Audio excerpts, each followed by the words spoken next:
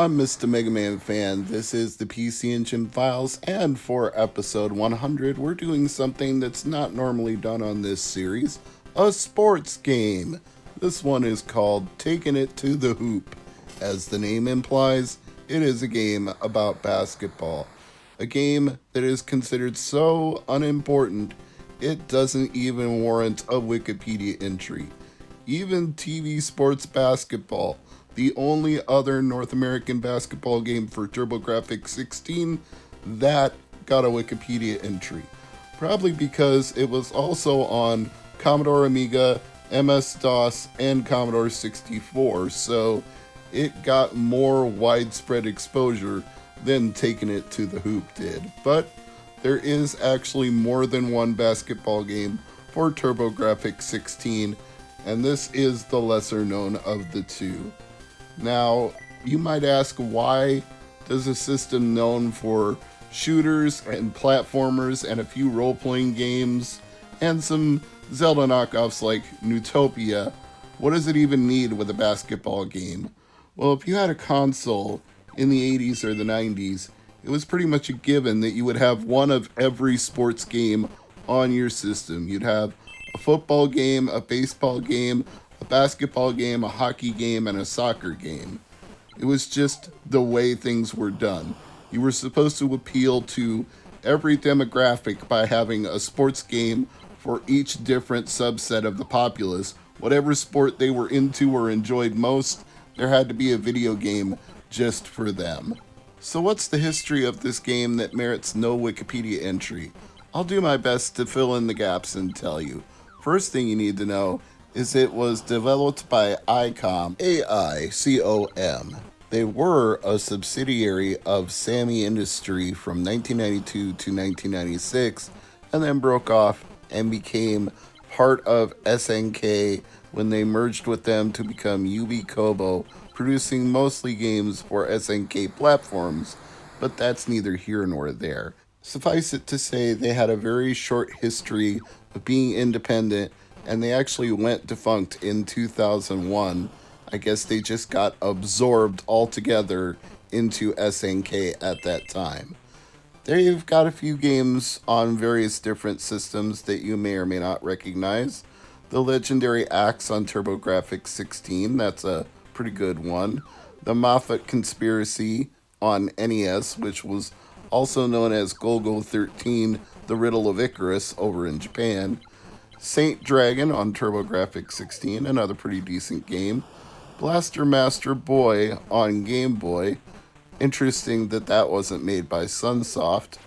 And Polestar on Neo Geo and Neo Geo CD. Those are some of the more notable games developed by ICOM, but a lot of them are either exclusive to Japan or you have never even heard of them, or both. Now, this game did get a Japanese release where, funnily enough, it was called USA Pro Basketball. I guess in each market they were trying to indicate who it was for by calling it Taking It to the Hoop in the US. They were trying to get edgy and street. They used the hyphen. They didn't say taking to the hoop. They said taking it to the hoop. Just like you're taking it to the streets. Sorry, I'll stop singing now. Anyway, calling it USA Pro Basketball in Japan was a way to indicate, hey, this is a game about North American US-style basketball, NBA basketball. But of course, this is not a licensed NBA game, so there are no actual NBA teams or NBA players, no logos for them, no character names, no graphics for those teams.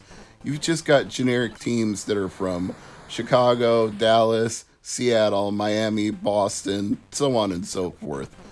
And to that degree, I have to say, it doesn't really matter which team you take or play as. They all tend to play exactly the same. I mean, it gives you options. It lets you insert or take people out of the lineups, but I've never noticed that it makes any difference. It also lets you choose whether you want to play zone defense or man-to-man. Again, I don't find that it makes a huge amount of difference.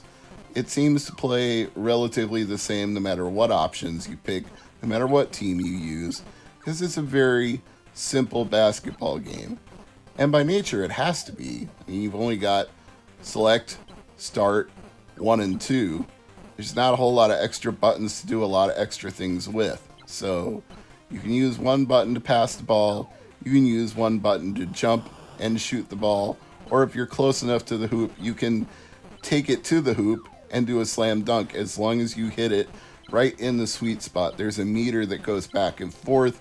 You got to hit it right in the middle. Same if you get fouled and you have to shoot a free throw. You have to hit the meter in the middle to make your free throw switch through the net.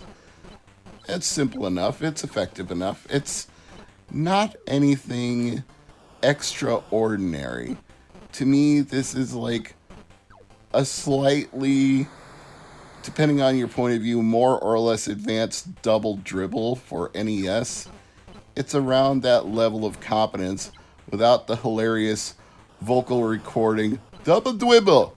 There's none of that here.